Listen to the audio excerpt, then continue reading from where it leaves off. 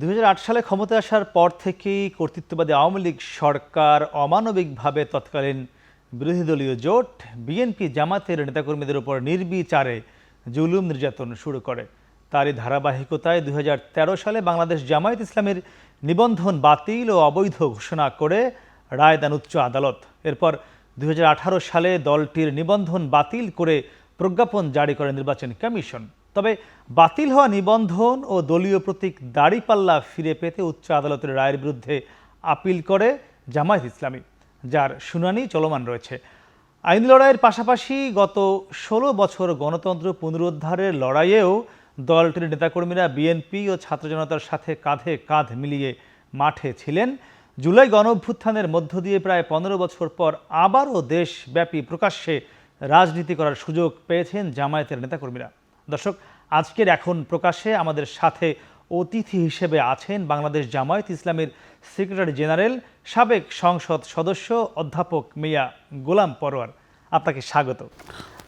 আজকে আসসালামু আলাইকুম। আজকে আমরা আলোচনার বিষয় ঠিক করেছি ভোট কূটনীতি। আর পুরো আয়োজনে আপনাদের সাথে থাকবো আমি Mahmud Rakib.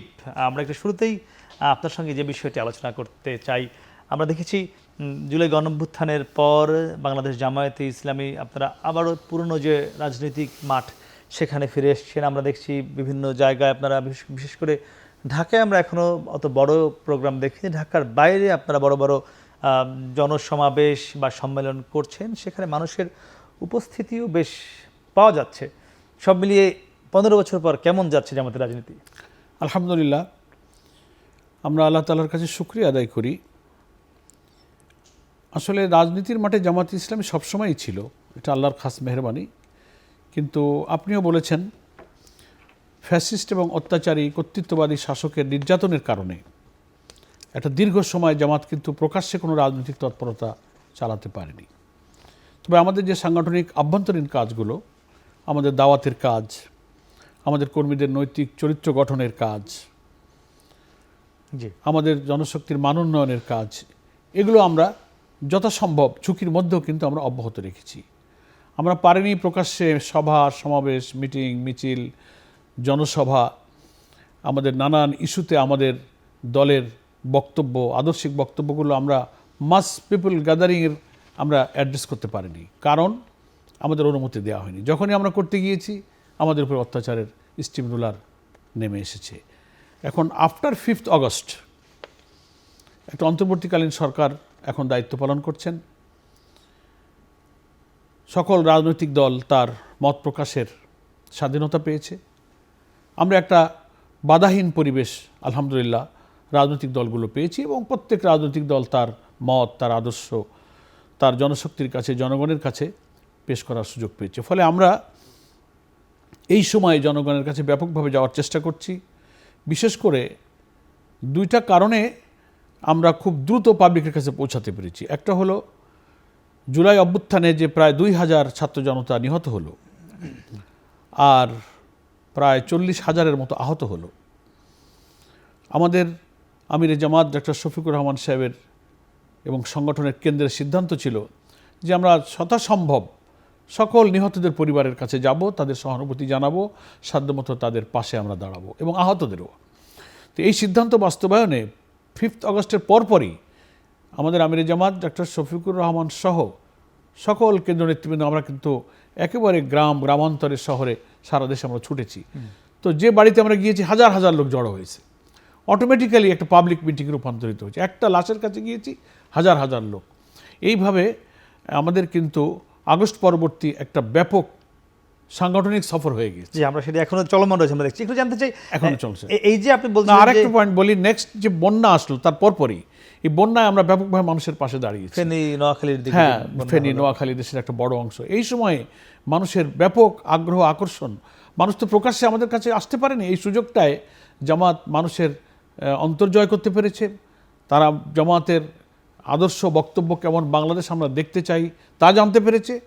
Due to that cause তারা জামাতের প্রতি আরও আগ্রহী হয়ে উঠেছে, আকৃষ্ট হয়ে উঠেছে। আচ্ছা, এখানে জানতে চাই, আপনি 5 আগস্টের পরের কথা বলছিলেন, কিন্তু আমি জানতে চাচ্ছিলাম আপনি যদি বলছিলেন যে গত 15-16 বছর আপনারা প্রকাশ্যে রাজনীতি করতে পারেননি, মানুষকে তার মানে আপনারা ওই অর্থে আপনারা যদি জামাতের পেশে দাওয়াত বলেন সেটা দিতে পারেননি, তো এই 15-16 বছরে জামাতের জনসমর্থন কত শতাংশ কমেছে বলে মনে করছেন? না, আলহামদুলিল্লাহ আমি মনে করি কমেনি। দাওয়াত আমরা দিতে পারিনি তা কিন্তু আমি বলিনি, দাওয়াত আমরা দিয়েছি, কিন্তু সেটা খুব প্রকাশ্যে দিতে পারিনি।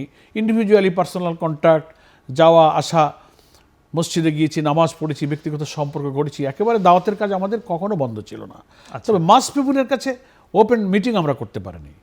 তো আমাদের সমর্থন বেড়েছে, আমাদের কর্মী বেড়েছে। মানে আপনি 2008 সালে যদি কথা বলেন, 8 সালে যেখান থেকে আপনারা বিরোধী দলে চলে গেলেন, এরপরে নানান চড়াই উতরাই হয়েছে, মানে 8 সালের চেয়ে এখন কি জনসমর্থন কমেনি? নো, কেন, সেটি কেন মনে হচ্ছে আপনার কাছে? আমরা মাঠে আছি তো, মানুষের স্বতঃস্ফূর্ততা, তাদের ভালোবাসা, তাদের আন্তরিকতা, সবার সমাবেশগুলোতে মানুষের যে ঢল নামছে, আপনারাও তো দেখতে পাচ্ছেন দেশবাসী, সেটা কিন্তু কম্পারেটিভলি আগের চেয়ে ক্রমাগতভাবে বেড়েই চলেছে আলহামদুলিল্লাহ। সেটি কোনো কি আপনাদের হিসেব আছে এখন পর্যন্ত, সেটি কত শতাংশ? না, একেবারে গাণিতিক পরিসংখ্যান তো আর আমাদের সব ব্যাপারে কিছু বলার মানে বলতে পারবেন না, যে এত হতে পারে সম্ভবত, বা অ্যাপ্রক্সিমেটলি কত শতাংশ বেড়েছে বলে আপনারা মনে না, করেন? এই শতাংশ তো এটা একটা সার্ভের ব্যাপার আর কি।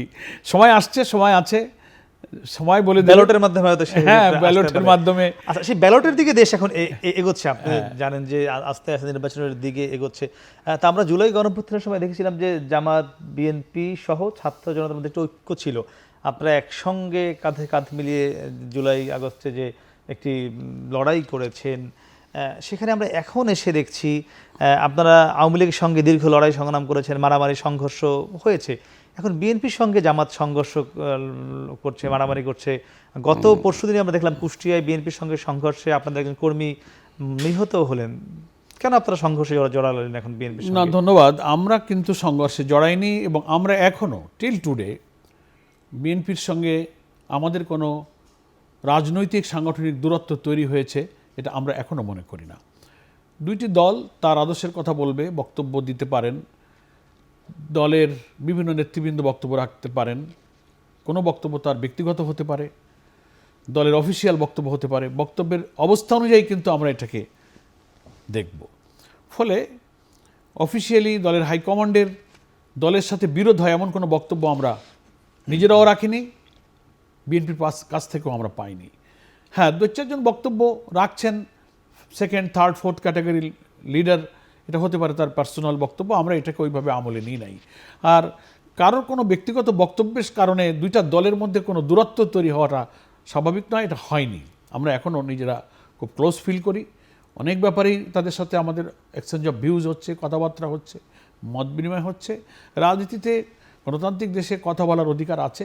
না, কিন্তু মারামারি হচ্ছে। হ্যাঁ, সেই মিরপুরে যে ঘটনাটা ঘটেছে, এটা একটা স্কুলের ম্যানেজিং কমিটি গঠনের প্রক্রিয়া নিয়ে সেখানে সবাই সমবেত হয়েছিল।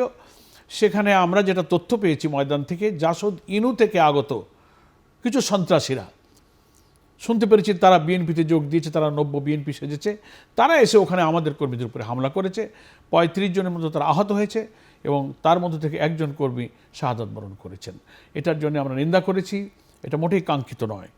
এটা সকল রাজনৈতিক দলের এসব বিষয়ে সতর্ক হওয়া উচিত। মানে এখানে কি তারা বিএনপি, যারা আক্রমণ করেছে তারা বিএনপির কর্মী নয়, নাকি আপনারা একটু রাজনৈতিক স্বার্থে বিএনপি বলছেন?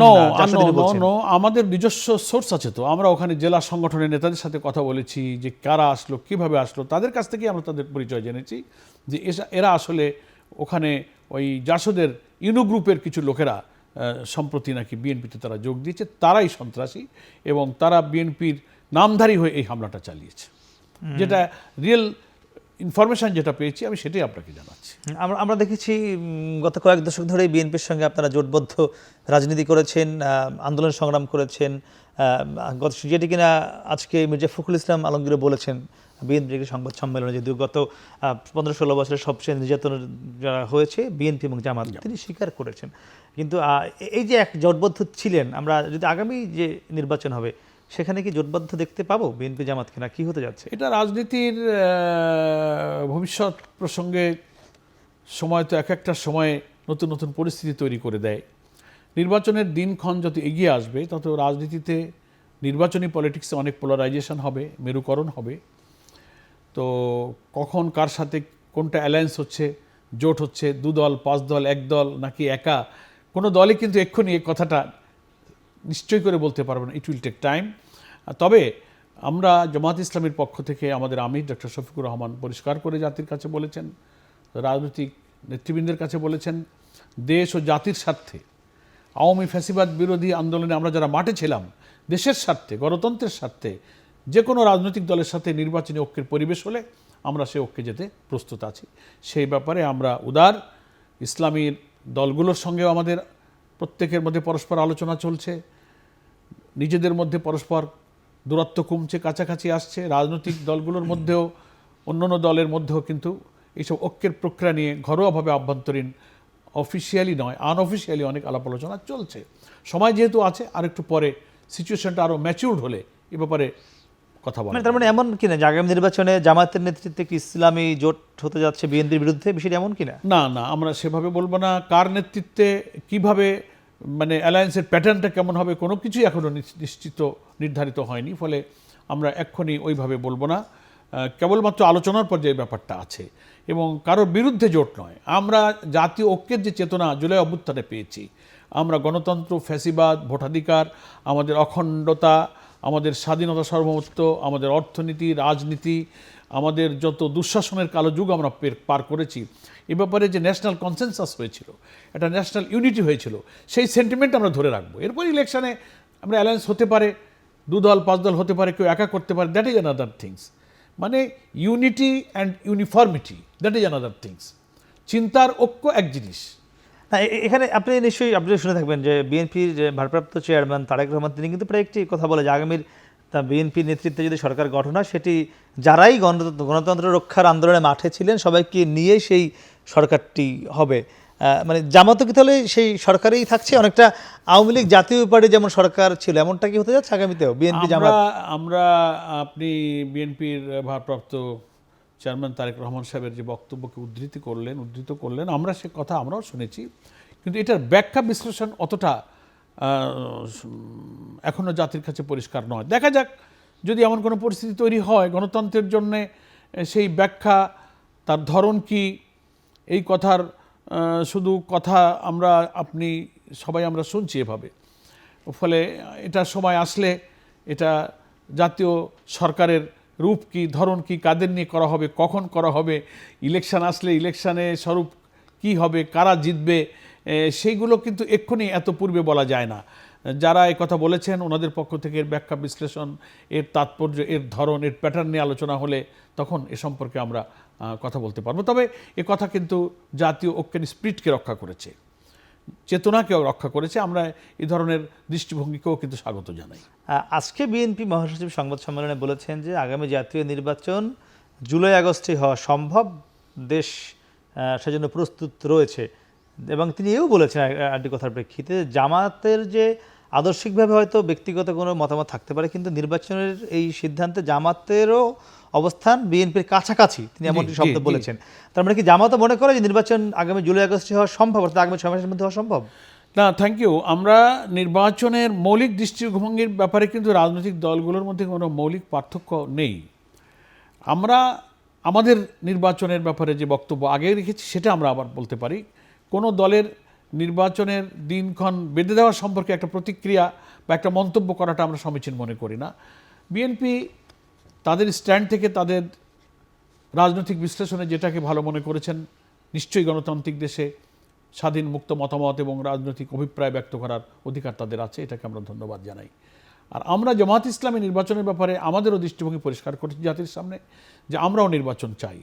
যত দ্রুত সম্ভব জাতীয় নির্বাচনের রোডম্যাপ ঘোষণা করার জন্য আমরা অন্তর্বর্তীকালীন সরকারের প্রধান উপদেষ্টাকে আমরা বলেছি, প্রোভাইডেড নির্বাচনটা যদি ফ্রি, ফেয়ার এবং ক্রেডিবল, ইনক্লুসিভ হতে হয়, তাহলে এখানে কিছু রিফর্ম করতে হবে। সংস্কারের যে প্রশ্নটা উঠেছে, সেই সংস্কার প্রশ্নে দুটো কথা আছে। একটা হলো যে এই 15 বছরের আওয়ামী দুঃশাসনে গোটা রাষ্ট্রের সমস্ত অর্গান, সমস্ত বিভাগগুলো কিন্তু করাপ্ট হয়েছে, পলিটিসাইজ হয়েছে। এই পুরাটাকে সংস্কার করতে ইট উইল টেক টাইম। এটা চট করে 2-6 মাসে করা যায় না। এটা একটা নির্বাচিত সরকারেরই দায়িত্ব, এটা তারা করবেন। বাট নির্বাচনের জন্য যে সমস্ত অর্গান এবং বিভাগগুলো ইনভলভ হয়, রিলেটেড ডিপার্টমেন্ট এবং অর্গানগুলোর সংস্কার কিন্তু জরুরি। সেটা খুব বেশি নয়। আপনি নির্বাচনী ব্যবস্থার সংস্কার, কনস্টিটিউশনের কিছু সংস্কার লাগবে, judiciary, police administration, civil administration, এই 6-7টা ডিপার্টমেন্ট এবং বিভাগের রিফর্ম করে একটা ইলেকশনকে কিন্তু গ্রহণযোগ্য, নিরপেক্ষ, অবাধ করা সম্ভব। তো এখন রিফর্ম কমিশন, প্রায় 13টা রিফর্ম কমিশন গভর্নমেন্ট গঠন করেছিলেন। আগামীকালকে মোস্ট প্রবাবলি কমিশনের চেয়ারম্যানরা তাদের রিপোর্ট পেশ দেওয়ার কথা আছে, পেশ করার কথা আছে। যদি সেটা করে ফেলেন, এগুলো অ্যানালাইসিস করে প্রয়োজনীয় সংস্কার কাজে যদি হাত দিতে যান, তার আগে ওনারা পলিটিক্যাল পার্টি স্টেক হোল্ডারদের সাথে মত বিনিময় করবেন এবং এটা করার পরে একটা নির্বাচনের রোডম্যাপ কিন্তু সরকার ঘোষণা করতে পারে। সেই জন্য আমরা একটা কথা বলেছি যে নির্বাচনের টাইমের চেয়ে ইম্পর্ট্যান্ট হলো নিরপেক্ষ করতে গেলে কি হবে। আমি 2 বছর সময় দিলাম ইলেকশনে, কিন্তু সেই ইলেকশন কোনো সংস্কার ছাড়াই হয়ে গেল। এই সমস্যা আপনি যে আমি ফিনিশ, আমি কথাটা খুব ইম্পর্ট্যান্ট মনে করি যে আমি 2 বছর দেরি করে ইলেকশন করলাম, কিন্তু রিফর্ম হলো না। ওই 14, 18, 24-এর মতো একটা ইলেকশন হয়ে গেল, দিনের ভোট রাতে হয়ে গেল, ব্যালট থাকলো না, দামি ইলেকশন। এই জন্য আমরা টাইম ফ্যাক্টর মনে করি, আমরা মনে করি যে 2-4 মাস যদি আগে পিছিয়েও হয়, কিন্তু ইলেকশনটা ফেয়ার হওয়াটাই হচ্ছে আসলে ইম্পর্ট্যান্ট। আমরা 15 বছর অপেক্ষা করেছি একটা ফেয়ার ইলেকশনের জন্য। তা যদি আর 3-4টা মাস একটু আগপিচ করে একটা সুষ্ঠু ইলেকশন হয় রিফর্ম করার মধ্য দিয়ে, সেটার জন্য জামাত ইসলামী প্রস্তুত আছে। এটার জন্য অন্তর্বর্তীকালীন সরকারের যে যৌক্তিক সময়টুকু প্রয়োজন তারা চেয়েছে, সেই সময় সরকারকে দিতে জামাত ইসলামী প্রস্তুত। আমি একদম সুনির্দিষ্ট করে জানতে চাই এক কথা, যে সেই যে রিফর্মটা বা যে সংস্কারের কথা আপনি বলছেন, সেটি আগামী 6 মাসে সম্ভব কিনা, অর্থাৎ জুলাই আগস্টে নির্বাচন দেওয়ার রিফর্মটা, হ্যাঁ, আপনার কথা জবাব হচ্ছে রিফর্মটা 6 মাসে সম্ভব। জি, 6 মাসের মধ্যে সংস্কার কাজ সম্পন্ন করা সম্ভব। দেন ইলেকশনের একটা রোডম্যাপ হয়ে টাইম শিডিউল হয়ে যেতে পারে। আচ্ছা, রোডম্যাপটা হওয়া উচিত 6 মাস পরে গিয়ে আরো রিফর্মের পরে রোডম্যাপ হোক ইলেকশন। তার মানে জুলাই আগস্টে নির্বাচন দেওয়া সম্ভব না বলে জামাত মনে করছে। না, আমি সে মন্তব্য করতে যাব না, তবে সংস্কারের কাজটা 6 মাসের মধ্যে শেষ করা সম্ভব। আচ্ছা, জামাত কি মনে করে, আগামী জাতীয় সংসদ নির্বাচন আগে হওয়া দরকার নাকি স্থানীয় সরকার নির্বাচন আগে হওয়া দরকার? আমি আপনার সেই উত্তর জানবো, তবে দর্শক তার আগে নিচ্ছি ছোট্ট একটি বিরতি, ফিরছি একটু পরেই, সঙ্গেই থাকুন।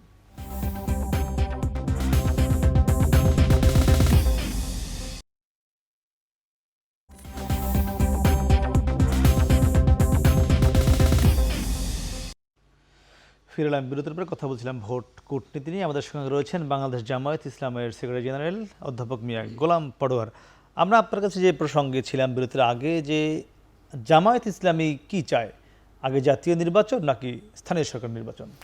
আমরা মনে করি আসলে দেশের গণতান্ত্রিক পরিবেশ এবং আইন শৃঙ্খলা, রাজনীতি, কর্তৃত্ববাদী সরকারের হাত থেকে একটা মানুষের স্বস্তি, এ সব কিছু কিন্তু সরকারের প্যাটার্ন, সরকারের চরিত্রের উপরে নির্ভর করে এবং সেই সরকারটা গঠিত হয় জাতীয় নির্বাচনের মাধ্যমে। লোকাল গভর্নমেন্টের ইলেকশনে তো গভর্নমেন্ট চেঞ্জ হয় না। সে কারণে জনগণের ডিজায়ারটা হচ্ছে যে জাতীয় নির্বাচনটাই আগে হওয়া উচিত। যদিও সরকার বলছে যে আমরা খুব কাছাকাছি সবাই একসাথেই আমরা স্থানীয় সরকার এবং জাতীয় নির্বাচন করব, তো একসাথে বলতে তো আর একদিনে উনি মিন করেননি। এই জন্য আমরা মনে করি যে মানুষের প্রত্যাশা হচ্ছে, গণ আকাঙ্ক্ষাই হচ্ছে যে আগে জাতীয় নির্বাচনটা হওয়া দরকার, একটা নির্বাচিত প্রতিনিধিদের কাছে ক্ষমতা হস্তান্তর হওয়া দরকার। দেন স্থানীয় সরকার নির্বাচনের প্রক্রিয়াটা হোক, কাছাকাছি হোক, এটা তারপরে হবে। এখানে বিএনপিও কিন্তু, আপনি যে মতামত দিয়েছেন, বিএনপিও একই কথা বলছে, কিন্তু যারা জাতীয় নাগরিক কমিটি বা বৈষম্য বিরোধী ছাত্র আন্দোলনের যে যারা মুরব্বী বা ওরা কিন্তু চাচ্ছে আগে স্থানীয় সরকার নির্বাচন। এটা তাদের ব্যাখ্যা তো তারা দিবে, আর এটা নিয়ে আলটিমেটলি তো রাজনৈতিক দলগুলোর মধ্যে কোনো গোল টেবিল, কোনো ডিসকাশন, এটা তো এক্ষুনি আলোচনায় জিনিসটা আসলো। তো আমরা বলছি যে এই গণ অভ্যুত্থানের যে পারসেপশনটা হচ্ছে সরকারের পরিবর্তন, আর সরকার পরিবর্তন প্রথম না হলে পরবর্তী জাতির গতির ধারা কিন্তু নির্ধারিত হবে না। সেটার জন্য প্রয়োজন সরকার পরিবর্তন, আর সরকার পরিবর্তন হবে জাতীয় সংসদ নির্বাচনের মাধ্যমে। এই কাজটা পয়লা না হলে জাতি কিন্তু রাস্তা পাবে না, গণতন্ত্রের রাস্তা পাবে না। এটার জন্য ইলেকশনটা, ন্যাশনাল ইলেকশনটাই ফার্স্ট হওয়া দরকার। তারপরে খুব অল্প সময় লোকাল গভর্নমেন্ট ইলেকশন হতে পারে। জি, আপনি শুরুর থেকে একটি কথা বলছিলেন যে আপনারা যেখানে যাচ্ছেন, হয়তো জুলাই গণঅভ্যুত্থানের কোনো শহীদদের বাড়ি যাচ্ছেন, সেখানে আপনারা গেলে হাজার হাজার মানুষ হয়ে যাচ্ছে, সেখানে একটি ছোটখাটো সমাবেশের মতো আয়োজন হয়ে যাচ্ছে, মানে সব ছোটখাটো না, খুব বিশাল বিশাল সমাবেশ বিশাল হচ্ছে। বিশাল হ্যাঁ। মানুষের উপস্থিতি হয়ে যাচ্ছে, মানে সব মিলিয়ে যে আগামীর যে ভোট, সেই ভোটের জন্য জামাত বেশ ভালো একটি শক্ত অবস্থানে রয়েছে বলে আপনি দাবি করছেন। আমরা সেটি গণমাধ্যমে আমি দেখছি, দাবি করছি না, মাঠ দেখে মনে হয় মাঠ তাই। দেখে সে মনে হচ্ছে, আমরা বিভিন্ন গণমাধ্যমে সেই ছবিগুলো বা ভিডিওগুলো দেখছি, right. সব মিলিয়ে একটু ভালো অবস্থানে রয়েছেন আপনারা। তো আপনার কি মনে হয় না, বা যারা জামাতের শুভাকাঙ্ক্ষী বাংলাদেশের বুদ্ধিজীবী বা লেখক, তারাও কিন্তু অনেকেই বলছেন যে ৭১ যে প্রসঙ্গটি, এটি খোলাসা করার এই মুহূর্তে সবচেয়ে জামাতের কাছে খুব ভালো একটি সময়, কারণ জামাত এই মুহূর্তে বাংলাদেশে একটি খুব ভালো অবস্থানে রয়েছে। বিশেষ করে আপনাদের আমিরের যে বক্তব্য, এটি মানুষ খুব ভালোভাবে গ্রহণ করছে, আপনাদের কথা গ্রহণ করছে। তো জামাত এই সুযোগটি কাজে লাগাবে কিনা? ধন্যবাদ। দেখুন, আপনি যে প্রসঙ্গটা তুলেছেন, এই প্রসঙ্গে অনেকেই মাঝে মাঝে কথা বলেন, নতুন করে আনেন। এটা আলটিমেটলি এই যে মাঝে মাঝে আনেন, এই সুযোগটা আপনারা না, মানে একটা দিচ্ছেন। মীমাংসিত বিষয়কে স্বাধীনতার ৫৩ বছর পর অনেকেই একটা ইস্যু হলেই জিনিসটাকে নিয়ে আসেন। তো যাই হোক, 71 স্বাধীনতা যুদ্ধের সময় আমরা তো তখন ছোট, জি, আমাদের বর্তমান আমিরে জামাত, আমি তো ক্লাস 8-এর ছাত্র তখন। রাজনীতি করি না, কোনো দল বুঝি না, জানি দেশে একটা যুদ্ধ হচ্ছে। আমাদের এখনকার জেনারেশন ওই সময়ের জামাত ইসলামীর সাথে তো আমরা সম্পৃক্ত ছিলাম না। হ্যাঁ, প্রশ্ন একটা আসতে পারে যে তাহলে ওই সময় জামাত ইসলামের কী ভূমিকা ছিল। ওই সময় যারা নেতৃত্বে ছিলেন, দায়িত্বে ছিলেন, স্বাধীনতা পরবর্তীকালে কিন্তু নানান সময় তারা তাদের বক্তব্য, ব্যাখ্যা, বিশ্লেষণ, কী প্রেক্ষিতে ভারতীয় আগ্রাসনের কোন ভয়ে তারা, কী সংকটে তারা পড়েছিলেন, সে জাতির কাছে তারা ব্যাখ্যা কিন্তু দিয়েছেন। এবং আপনার মনে আছে, মোস্ট প্রবাবলি 93 অথবা 94 মোস্ট প্রবাবলি আমাদের সেই সময় জামাত ইসলামীর যিনি আমির ছিলেন, ডাকসুর জিএস ভাষা সৈনিক অধ্যাপক গোলাম আজম, তার নাগরিকত্ব যে বাতিল করা হয়েছিল, সেই নাগরিকত্ব পুনরুদ্ধারের যে আন্দোলন, তারপরে আদালতে চলে যাওয়া এবং সুপ্রিম কোর্টের সর্বোচ্চ আদালতে আপিল বিভাগে জন্মসূত্রে নাগরিক হিসেবে তিনি ঐতিহাসিক রায় পেয়ে যখন নাগরিকত্ব নিয়ে কারামুক্ত হয়ে বেরিয়ে আইলেন, বায়তুল মোকাররমের উত্তর গেটে তিনি একটা নাগরিক সম্বর্ধনায় একটা ঐতিহাসিক বক্তব্য দিয়েছিলেন। সেই বক্তব্যে তিনি কিন্তু ওই সময়কার জামাত ইসলামীতে তার এবং জামাত ইসলামের ভূমিকা সম্পর্কে চমৎকার একটা বক্তব্য দিয়েছিলেন। আমরা মনে করি ওই বক্তব্যের মধ্যে কিন্তু তার ব্যাখ্যাটা সুন্দর করে তিনি দিয়েছিলেন। তার বুকলেটও ওই সময় প্রচার করেছিল, তার বক্তব্য জাতির কাছে ওটা পৌঁছানো হয়েছিল। আমরা মনে করি যে সেই সময়কার জামাতের প্রধানের এই বক্তব্যে জাতির কাছে সে ব্যাখ্যা, বিশ্লেষণটা সমাপ্ত হয়েছে। এটা একটা মীমাংসিত বিষয়। হ্যাঁ, এখন অনেকে আবার কথা বলেন, এখন একটা ভালো সময় যাচ্ছে, আপনারা কিছু বলেন, ঠিক আছে, এটাকে ইতিবাচকভাবে বলা হয়, যারা বলেন যে এখন এটি আরো ইতিবাচকভাবে মীমাংসা করা যায় কিনা। আমরা এই কথাগুলোকে শুনছি। আমরা যদি দেখি যে না, আমাদের আরও কিছু কথা বলতে হবে, তো প্রয়োজনে আমরা চিন্তা করছি, পরিস্থিতির সময় আছে, কিছু বলতে হলে আমরা আরও কথা, এই প্রজন্মে আমরা জামাত ইসলামের কি বক্তব্য এটা আমরা যদি মনে করি তা আমরা বলবো, অসুবিধা নেই। মানে মানে এমনটি মনে হয় কিনা, যেমন আপনি বলছেন যে আপনি মুক্তিযুদ্ধের সময় মানে ক্লাস ছোট 8 ছোট ছিলেন, ছাত্র। হ্যাঁ, রাজনীতি করতেন না, মানে কিন্তু সেই জামাতের যে গ্লানিটা বা যে সেটি আপনাকেও টানতে হচ্ছে, আপনাকেও প্রশ্ন উত্তর দিতে হচ্ছে, না, না। অন্যদের দিতে হচ্ছে, তবে এটি পুরোপুরি না না, এটা টানতে হচ্ছে না। আর এ ব্যাপারে ওই যে আমি বলেছি যে আমাদের সেই সময়কার আমির জামাতের বক্তব্য এসেছে, আপনারা হয়তো দেখেছেন। আর আমি তো আবার বললাম যে মাঝে মাঝে কোনো পলিটিক্যাল কারণে প্রসঙ্গটা অনেকে নিয়ে আসেন, তো আমরা শুনছি। যদি মনে করি যে না, আমাদের এই প্রজন্মে এখনকার কনটেক্সটে কথা বলার কোন সময় ভালো, কি বলা উচিত, নিশ্চয়ই আমরা আমাদের এই বীর মুক্তিযোদ্ধাদের রক্তের বিনিময়ে যে অর্জিত স্বাধীনতা, আমাদের প্রিয় জন্মভূমি বাংলাদেশ, এখানে আমরা জন্মেছি, এদেশের অখণ্ডতা, স্বাধীনতা, অগ্রগতি, উন্নয়ন, আমরা 53 বছরে দেশের স্বাধীনতাকে, মুক্তিযুদ্ধের এই যে বীরত্বপূর্ণ অর্জনকে আমাদের জামাত ইসলামের সংবিধানের স্বীকৃতি দিয়ে এই দেশ গড়ার জন্য আমরা অঙ্গীকারাবদ্ধ আছি। তো প্রয়োজনে আবার কথা জাতির সামনে বলতে হলে আমরা বলবো ইনশাআল্লাহ। আপনারা বলবেন যে এটি ভালো বলেছেন। আগামী নির্বাচনে কি মনে করেন, 151টি সিট দরকার ক্ষমতা যাওয়ার জন্য, জামাত কি সেই সক্ষমতা অর্জন করতে পেরেছে এখন পর্যন্ত? উই আর ট্রাইং, আমরা চেষ্টা করছি, জাতিকে আমরা এই আস্থায় আনতে চাচ্ছি যে মানুষ তো অনেক শাসন, অনেক মতবাদ, জনকল্যাণের অনেক কমিটমেন্ট শুনেছে এবং দেখেছে। তো একটা নতুন বাংলাদেশের যে প্রতিশ্রুতি নিয়ে জুলাইয়ের গণ অভ্যুত্থান হলো, অনেকে বলছেন দ্বিতীয় স্বাধীনতা, অনেকে বলছে নতুন বাংলাদেশ, সেই বাংলাদেশটা কেমন হবে এটাও কিন্তু আমরা জাতির কাছে বলছি। যেমন একটা বাংলাদেশ জামাত ইসলামী দেখতে চায়, যেখানে ক্ষুধা দারিদ্র থাকবে না, অর্থনীতিতে লুটপাট থাকবে না, দুর্নীতি থাকবে না, শিক্ষা, সংস্কৃতি, অর্থনীতি, জুডিশিয়ারি, ডেমোক্রেসি, ভোটাধিকার, সাধারণ মানুষের জীবনে স্বস্তি, শান্তি এবং একটা নিরাপদ বাংলাদেশ আমরা দেখতে চাই, একটা কল্যাণ রাষ্ট্র। এবং আল্লাহ তাআলা রাষ্ট্রের নেতৃত্ব দেওয়ার মতো আপনার সক্ষমতা আছে কি? আমরা তো মনে করি, আমরা তো সেই লক্ষ্যেই নিজেদের দলকে করে জাতির স্বার্থে দলকে আমরা সেইভাবেই প্রস্তুত করছি। এবং আমরা আমাদের আমির জামাত ডক্টর শফিকুর রহমান সাহেব এটা বলেছেন যে আল্লাহ তাআলা যদি জাতির দায়িত্বে, রাষ্ট্রের দায়িত্ব আমাদের হাতে দেন, জনগণ যদি আমাদেরকে এই রাষ্ট্রের দায়িত্ব দিয়ে দেন, তো আমরা শাসক হব না, আমরা সেবক হব, জাতির খাদেম হয়ে মানুষের পাশে দাঁড়াবার চেষ্টা করব। নতুন বাংলাদেশের যে স্বপ্ন সেটা আমরা পূরণ করার জন্য ইনশাআল্লাহ। আচ্ছা, আমার যারা নারী সহকর্মী আছে বা নারী বন্ধু বান্ধব যারা রয়েছে আমাদের সমাজে, তারা একটু নানান সময় সন্দেহের মধ্যে থাকে যে জামাত যদি ক্ষমতায় আসে তারা চাকরি করতে পারবে কিনা স্বাধীনভাবে, তারা স্বাধীনভাবে মতামত প্রকাশ করতে পারবে কিনা, তারা স্বাধীনভাবে রাস্তায় নামতে পারবে কিনা, মানে কি আসলে কি পারবে? নিশ্চয়ই পারবে। এ ব্যাপারে তো আমরা মনে করি যে একটা বিভ্রান্তি, একটা অপপ্রচার, একটা মিসপ্রোপাগান্ডা সমাজে আছে, ইসলামোফোবিয়া যেটাকে বলা হয়, যে ইসলাম বা ইসলামী দৃষ্টিভঙ্গিতে জীবনযাপন করলে নারীরা ঘরে ঢুকে যাবে, নারীদের অধিকার থাকবে না কর্মক্ষেত্রে, যেটাকে আরও একটু খুব সহজ ভাষায় যদি বলি, এম্পাওয়ারমেন্ট অফ উইমেন্স যে কথাটা অনেকে মনে করে যে নারীর ক্ষমতা, হিজাব ছাড়া বের হলে হয়তো ধরে নিয়ে যায় কিনা আল্লাহ তাআলা ক্ষমতায় আসলে। আল্লাহ রাব্বুল আলামিন এবং তার প্রিয় রাসূল সাল্লাল্লাহু আলাইহি ওয়াসাল্লাম নারীদের এবং পুরুষদের উভয়কেই শালীনতা, নৈতিকতা এবং সমাজের শান্তি শৃঙ্খলা এবং উন্নত নৈতিকতার ভিত্তিতে যে সমাজের দর্শন দিয়েছেন, সেই শালীনতা বজায় রেখে নারীরা সমাজের সব কাজে তার যোগ্যতা অনুযায়ী যেতে পারবে, সার্ভ করতে পারবে।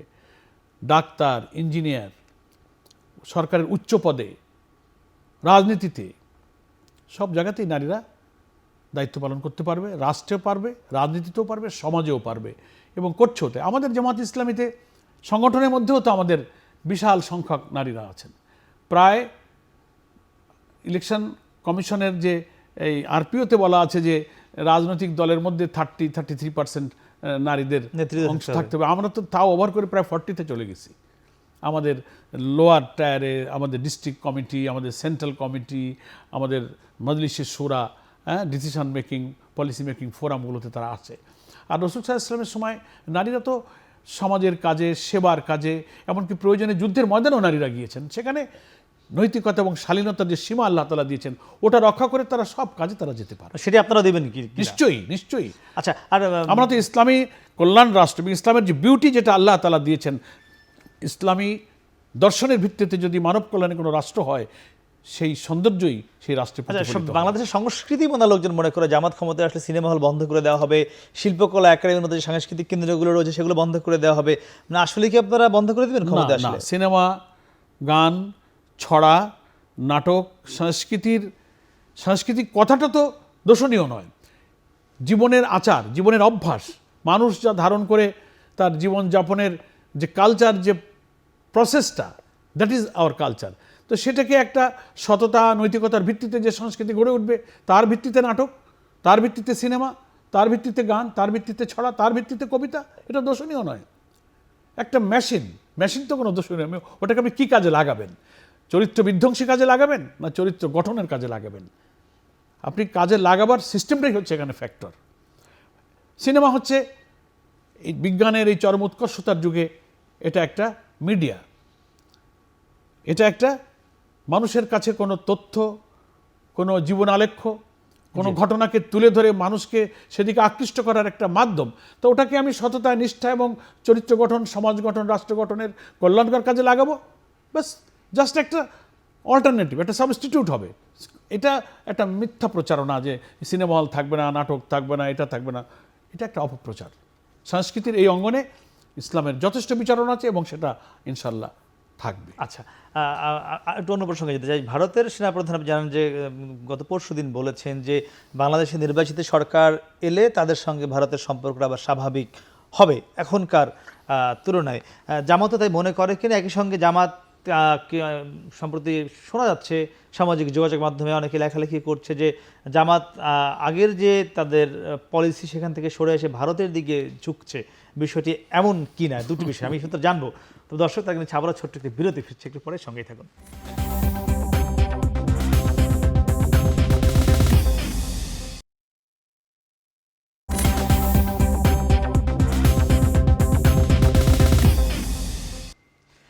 ফিরলাম বিরতির পরে। কথা বলছিলাম ভোট কূটনীতি নিয়ে। আমাদের সঙ্গে রয়েছেন বাংলাদেশ জামায়াত ইসলামের সেক্রেটারি জেনারেল অধ্যাপক মিয়া গোলাম পরোয়ার। আপনার কাছে আমরা বিরতির আগে জানতে চেয়েছিলাম ভারতের দিকে জামাত নতুন করে ঝুঁকছে কিনা, আর ভারতের সেনাপ্রধান যেটি বলেছেন যে নির্বাচিত সরকার আসার পরে ভারত বাংলাদেশের সম্পর্ক আবার স্বাভাবিক হবে, আপনারা তাই মনে করেন কিনা? ধন্যবাদ। না, আমরা কোনো দিকে ঝোঁকা শব্দটা আমি এখানে আমাদের জন্য প্রযোজ্য নয়। আমরা ভারতের সঙ্গে সাম্য এবং সমতার ভিত্তিতে সম্পর্কটাকে রক্ষা করে চলতে চাই। তার একটা বিরাট প্রতিবেশী রাষ্ট্র হিসেবে ভারত বা ভারতের জনগণ কিন্তু আমাদের শত্রু নয়। মাঝে মাঝে ভারতের রাষ্ট্র শাসনে যে দল সরকারের দায়িত্বে আসে, শাসক যারা হন, তাদের ভূমিকা যখন আমাদের দেশের স্বার্থের বিরুদ্ধে চলে যায়, সীমান্ত, পানি সমস্যা, বর্ডার কিলিং, কানেক্টিভিটি ইস্যু নিয়ে অসম নানান চুক্তি, বড় বড় মেগা প্রজেক্টে বিনিয়োগ, মানে ভারত যখন এর শাসনের দায়িত্বে যারা যখন আসছেন, এখন যেমন বিজেপি সরকার ক্ষমতায় আছে, রাষ্ট্র তো এক জিনিস, সরকার তো আর এক জিনিস, শাসক এক জিনিস। ফলে দেশ, রাষ্ট্র, জনগণ আমাদের শত্রু নয়। ওই সরকারের শাসন ক্ষমতায় যারা বসছেন তারা যখন তাদের পলিসি দিয়ে আমাদের দেশকে যখন ক্ষতিগ্রস্ত করেন, দিচ্ছেন স্বার্থহানি করেন, সমতার ভিত্তিতে যখন সুসম্পর্ক দেখতে চান না, তখনই কিন্তু আমরা কষ্ট পাই। এই জন্য আমরা কোনো দিকে ঝোঁকা নয়। সত্যকে আমরা সত্য বলি, মিথ্যাকে আমরা মিথ্যা বলি, কালোকে কালো, সাদাকে সাদা। আমরা জামাতের রাজনীতি সবসময় দেখছি ভারত বিরোধী একটা মনোভাব আমরা দেখে আসছি। ভারত বিরোধী কথাটা আমি না বলে যদি এভাবে বলি যে যখন ভারতের সরকার বাংলাদেশের স্বার্থের বিরুদ্ধে কোনো পদক্ষেপ নয়, আমরা তখন তার প্রতিবাদ করি। এটাকে আপনি যদি ভারত বিরোধিতা বলেন, that is up to you. সেখান থেকে সরে আসছেন কিনা? না, আমরা ওই নীতির উপরে আছি। আমরা সাম্য, সমতার, সম অধিকারের ভিত্তিতে সুসম্পর্ক রাখতে চাই। এখন আপনি আমার সাথে সম্পর্ক রাখবেন, আপনার স্বার্থটা দেখবেন, আমার স্বার্থটা আপনি দেখবেন না, তখন তো আমি প্রতিবাদ করবই।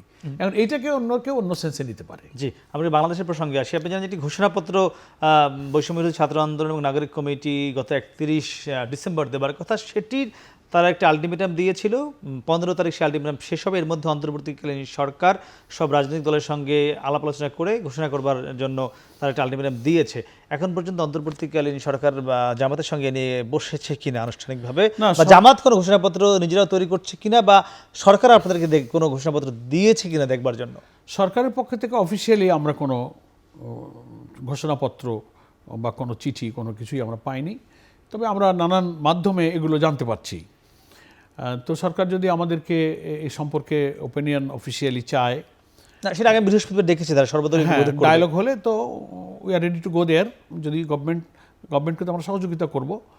তো অফিসিয়ালি আমরা এখনো এসব বিষয়ে কোনো চিঠি বা কোনো পেপারস অফিসিয়ালি আমরা এখনো পাইনি। পেলে আমরা সেটা এখনো বসানো নেই বা কোনো কিছু না, গভর্নমেন্টের সাথে অফিসিয়ালি কোনো ডায়ালগ বা কোনো আলোচনা, কোনো ডিসকাশন এখনো হয়নি। বা ঘোষণাপত্রে কি আসতে পারে, কোন কোন পয়েন্ট, এগুলো নিয়ে আপনারা কোনো কাজ করছেন কিনা? না, এটা আমরা শুনছি, দেখছি, নানান মিডিয়ার মাধ্যমে যা দেখছি, তাতে মনে হয় যে ছাত্র জনতার অভ্যুত্থানের মধ্য দিয়ে তারা এটা হয়তো ফিল করছে যে স্বাধীনতার এই 53 বছরেও স্বাধীনতার যে মূল মন্ত্র, সাম্য, মানবিক মর্যাদা, সামাজিক ন্যায় বিচার, 53 বছরে সেই আশা পূর্ণ হয়নি, সেই সফলতা, সেই অর্জন হয়নি।